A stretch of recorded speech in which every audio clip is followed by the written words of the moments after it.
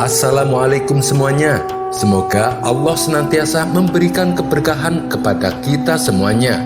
Amin ya robbal alamin.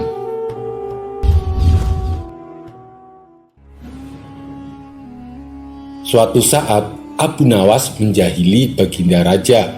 Namun sifat usilnya kali ini bisa terbilang kelewat batas, sebab Baginda Raja hampir saja kehilangan nyawanya. Akibatnya Baginda Raja menjadi sangat murka dengan ulah Abu Nawas ini.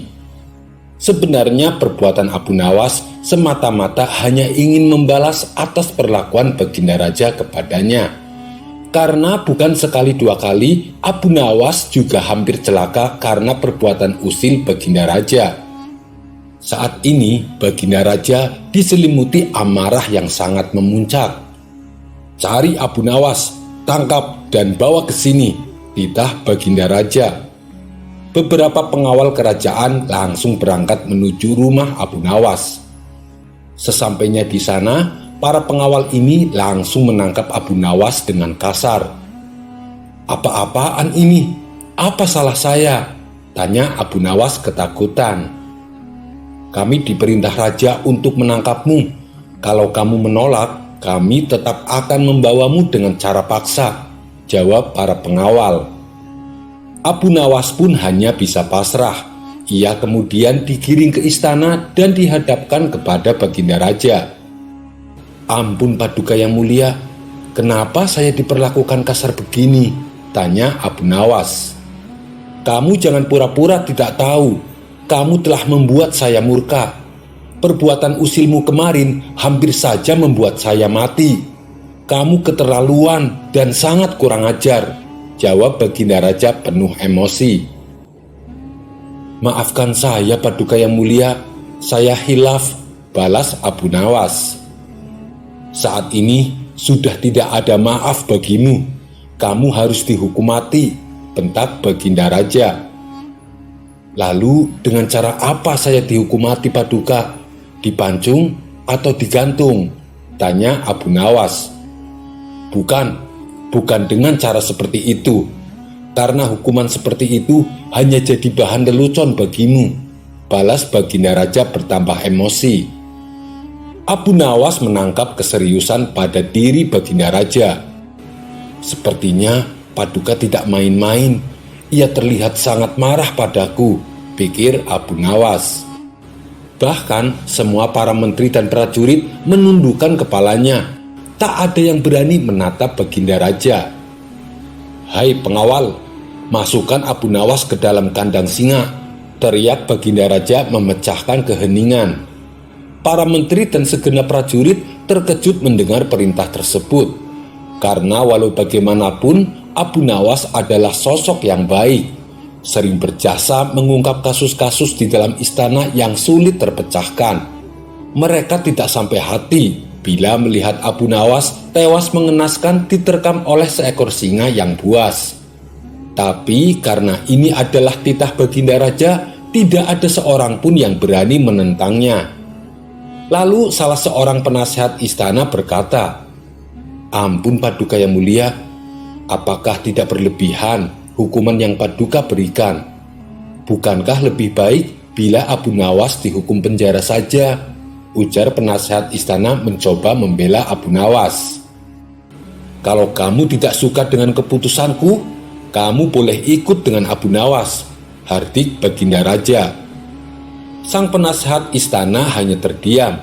Ia tak berani membantahnya. Sementara Abu Nawas tertunduk lesu mendengar keputusan tersebut. Tubuhnya langsung lemas dan gemetaran. Namun ketika dirinya hendak dimasukkan ke dalam kandang singa, Abu Nawas berkata, "Ampun Paduka yang mulia, hamba ikhlas menerima hukuman ini dan hamba sudah pasrah. Tapi berilah waktu hamba 3 bulan. Hamba ingin agar di akhir kematian hamba disibukkan oleh amal ibadah," pinta Abu Nawas. Sejenak Baginda Raja terdiam. Tidak berapa lama kemudian Baginda Raja berkata, "Baik, aku kabulkan permintaanmu. Tapi selama itu pula kamu harus hidup dalam penjara dan kamu dilarang menemui keluargamu. balas Baginda Raja. Abu Nawas pun menyetujui syarat tersebut. Kalau diperkenankan, bolehkah saya minta satu permintaan lagi? Tutur Abu Nawas. Apa permintaanmu? Tanya Baginda Raja. Supaya kehidupanku di dalam penjara tidak membosankan, izinkan saya memberi makan singa yang ada di kandang, jawab Abu Nawas. Tidak masalah, nanti ruang penjaramu bersebelahan dengan kandang singa, ujar Baginda Raja. Maka dimasukkanlah Abu Nawas ke dalam penjara. Di bulan pertama, Abu Nawas menghabiskan waktunya dengan beribadah. Sedangkan tiap pagi dan sore, waktunya ia habiskan untuk memberi makan singa. Di bulan kedua dan ketiga, Abu Nawas semakin tekun beribadah. Ia juga semakin rajin memberi makan singa. Abu Nawas memperlakukan singa itu layaknya seorang sahabatnya. 3 bulan pun berlalu, dan tibalah saatnya bagi Abu Nawas untuk menjalani hukuman. Atas perintah Baginda Raja, beberapa pengawal istana memasukkan Abu Nawas ke kandang singa. Sementara para menteri yang ikut menyaksikan merasa iba dengan nasib Abu Nawas. Tapi tiba-tiba terjadi peristiwa yang tidak terduga.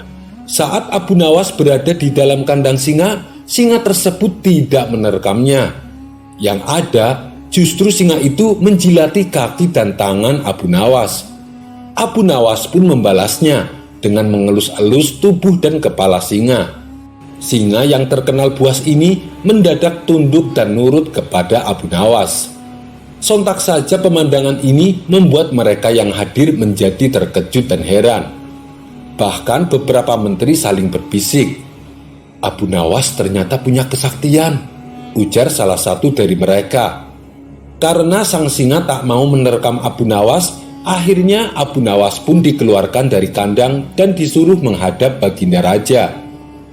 Hai Abu Nawas, kenapa singa itu tidak mau memakanmu? Kamu punya kesaktian, tanya Baginda Raja. Sama sekali saya tidak punya kesaktian, Paduka, jawab Abu Nawas. Tapi kenapa singa itu tidak mau memakanmu? Tanya Baginda Raja kembali. Begini Paduka yang mulia, selama 3 bulan ini saya rutin memberi singa itu makan dan minum, dan saya juga memperlakukan dia dengan baik. Oleh sebab itulah saya tidak dimangsanya, sebab ia pikir saya adalah orang yang berjasa bagi dia. Padahal hanya 3 bulan saya memperlakukan dia dengan baik. Dia memang seekor singa yang buas, tapi dia tahu balas budi. Buktinya dia tidak memangsaku. Sedangkan Paduka sendiri, bertahun-tahun saya mengabdi kepada Paduka dan berjasa bagi istana ini. Tapi hanya karena satu kesalahan, Paduka begitu tega menjatuhkan hukuman mati kepada saya, tutur Abu Nawas menjelaskan. Mendengar hal itu, Baginda Raja pun menyadari akan kesalahannya. Maafkan aku Abu Nawas, saya telah berbuat khilaf. Baiklah, sekarang kamu boleh pulang. Dan ini ada hadiah uang untukmu dan keluargamu. Terimalah sebagai rasa terima kasihku karena telah menyadarkanku, ujar Baginda Raja. Berkat kecerdikan Abu Nawas, ia kembali lolos dari hukuman mati.